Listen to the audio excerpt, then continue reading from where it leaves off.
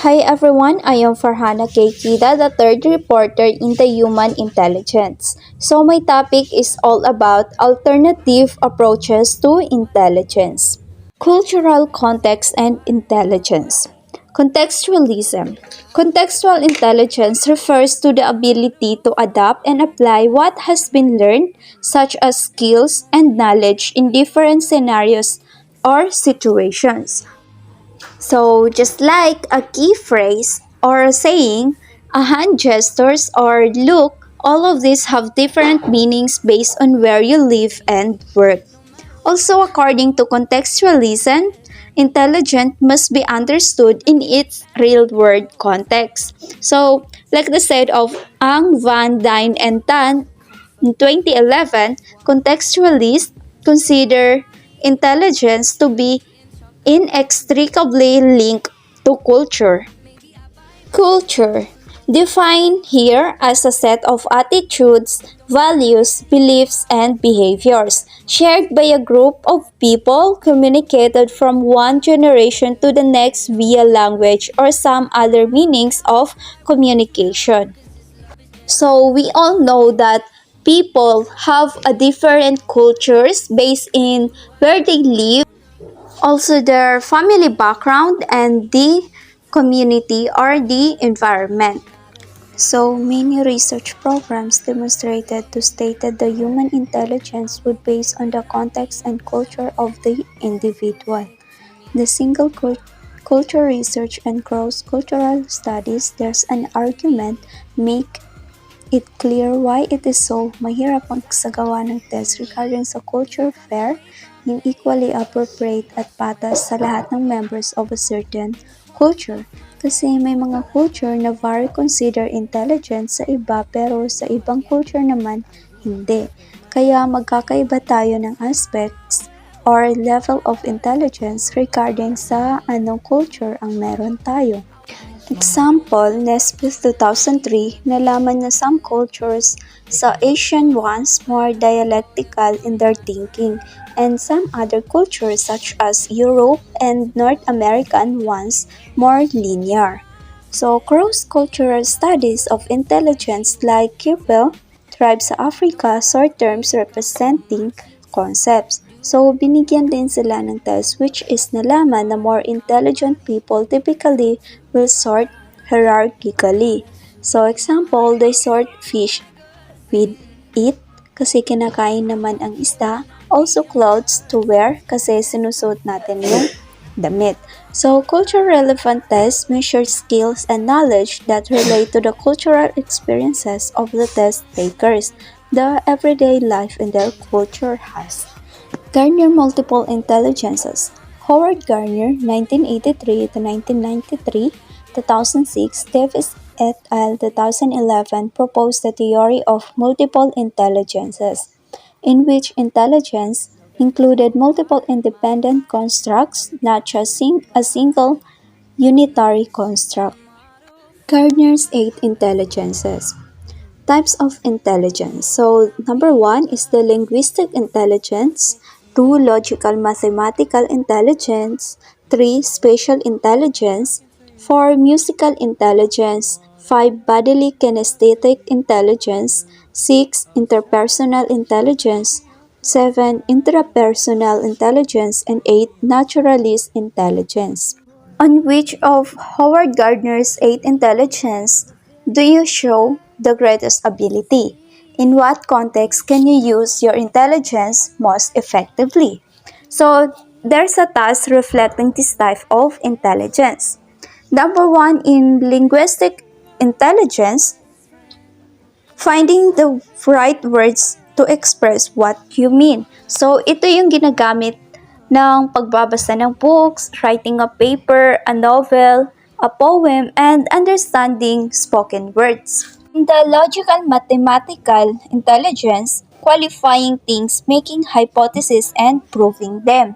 So, ito yung intelligence na ginagamit natin for solving math problems, balancing a checkbook, in solving a mathematical proof, or a logical reasoning. Number 3 naman is spatial intelligence, which is visualizing the world in 3D. So ito yung intelligence na ginagamit natin in getting from one place to another, like reading a map and unpacking suitcases in the trunk of a car so that they all fit into a compact space.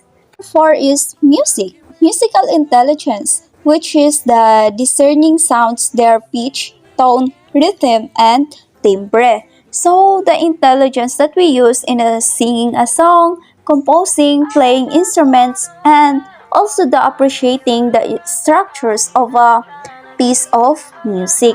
5. The bodily kinesthetic intelligence, which is coordinating your mind with your body. So we use this intelligence in terms of dancing, playing basketball, running, or throwing javelin. 6 is the interpersonal intelligence, which is the sensing people's feelings and motives. So, ito yung intelligence na ginagamit natin for relating to the other people. So, the motives or emotions and trying to understand another person's behavior. Number 7, the intrapersonal intelligence. Understanding yourself, what you feel, and what you want. So, ito yung intelligence na ginagamit natin for ourselves, understanding ourselves, understanding who we are, how can change ourselves, and syempre, more on self-portrait ito.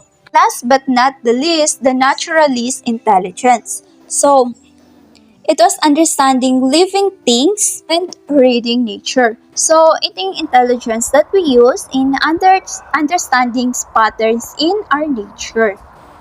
Gardner used converging operations, gathering evidence from multiple sources and types of data. In particular, Gardner's theory uses 8 signs of criteria for detecting the existence of a discrete kind of intelligence. Number 1, potential isolation by brain. The destruction of sparing of a discrete area of a brain, areas linked to verbal aphasia, may destroy or spare a particular kind of intelligent behavior. Number 2, the existence of exceptional individuals. Musical or mathematical prodigies, they demonstrate extraordinary ability or deficit in a particular kind of intelligent behavior. Number 3, an identifiable core operation or set of operations. Detection or relationships among musical tones. It is essential to performance of a particular kind of intelligent behavior. Number 4, a distinctive developmental history leading from a novice to master. So it is accompanied by disparate levels of expert performance. So varying degrees of expressing this type of intelligence. Number 5, a distinctive evolutionary history. So it was increases in intelligence plausibly may be associated with enhanced adaptation to the environment. Number 6, supportive evidence from cognitive experimental research. So it was an example would be task specific performance difference across discrete kinds of intelligence. Number 7, supportive evidence from psychometric tests indicating discrete intelligences. So, differing performance on tests of visuospatial ability versus on tests of linguistic abilities. Number 8, susceptibility to encoding in a symbol system. So, it was a language, math, musical, notation, dance, athletics, theater, engineering, and many more. Sternberg, the triarchic theory, whereas Gardner emphasizes the separateness of the various aspects of intelligence. Robert Sternberg tends to emphasize the extent to which they work together in the triarchic theory of human intelligence. So according to the triarchic theory of human intelligence, intelligence is composed of 3 aspects, dealing with the relation of intelligence. So one is to the internal world of the person, to experience, and to the external world. So according to Robert Sternberg, intelligence comprises analytical, creative, and practical abilities. In analytical thinking, we try to solve familiar problems by using strategies that manipulate the elements of a problem or the relationships among the elements. Example is the comparing, analyzing. So in creative thinking, we try to solve new kinds of problems that required us to think about the problem and its elements in a new way, like inventing, designing. And in practical thinking, we try to solve problems that apply what we know to everyday context, like applying or using. Then, we now answer these following questions. So, how intelligence relates to the internal world? So, the internal part of the theory emphasizes the processing of information. Information processing can be viewed in terms of three different kinds of components. First are meta-components, higher order executive processes used to plan, monitor, and evaluate problem solving. Second are performance components, lower ordered processes used to implement the commands of the meta components. And the third are knowledge acquisition components, the process used for learning how to solve the problem in the first place. So the components are highly interdependent. The second, how intelligence relates to experience. So the theory also considers how prior experience may interact with all the three kinds of information processing components. That is, each of us faces tasks and situations with which we have varying levels of experience.